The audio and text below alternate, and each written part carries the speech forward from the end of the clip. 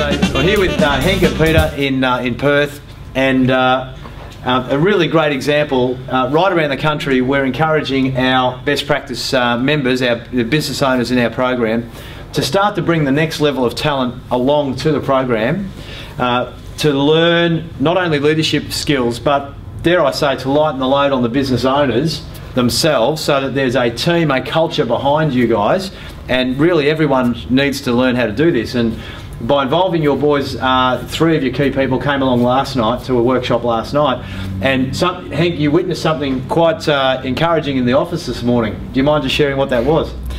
Yeah, this morning one of the boys that was at the workshop last night, who is our foreman or our supervisor, had a go at one of our other employees because he hadn't finished some work yet, and the employee's response was, "Oh yeah, but it's nearly finished."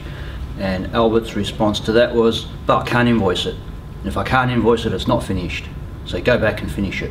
Right, so really creating a sense of urgency with the employee, rather than the business owners having to do that. Suddenly you've got a minder or a manager level person actually taking that responsibility, which is fantastic.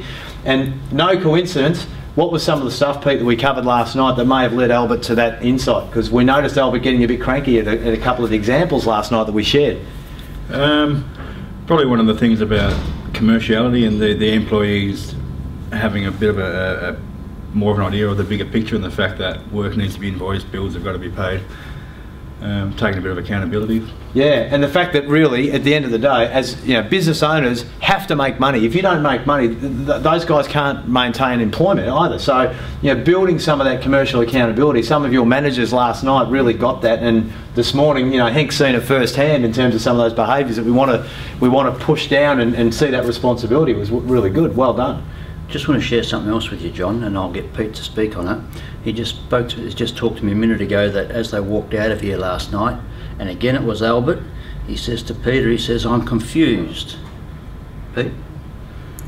Yeah, he said, "I'm confused. I've been to this workshop for 3 hours. You and Hank have been doing it for about 6 months or so, and the thing I struggle with is why has such and such still got a job?" He's one of our employees that is underperforming, probably, that you know, that maybe needs to pull up his socks. That's actually the one that he talked to this morning, I understand. And yeah, that was his response, was from all the work that we've been doing is why is he still with us?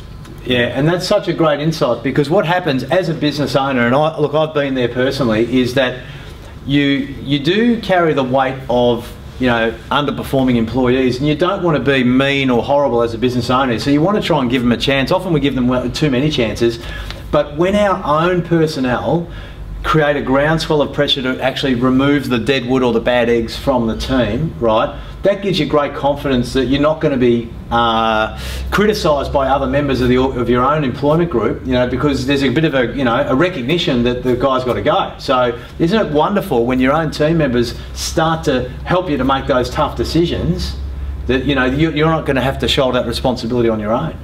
It was actually. Yeah. Well done, boys.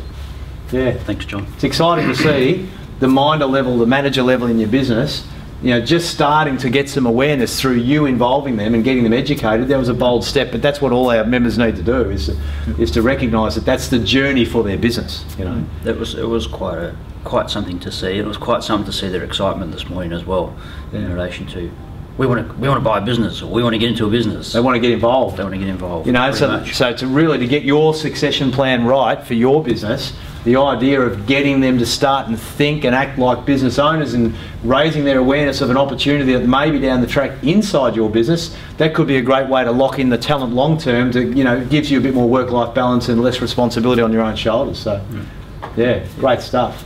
Thank you. Thank you. All the best.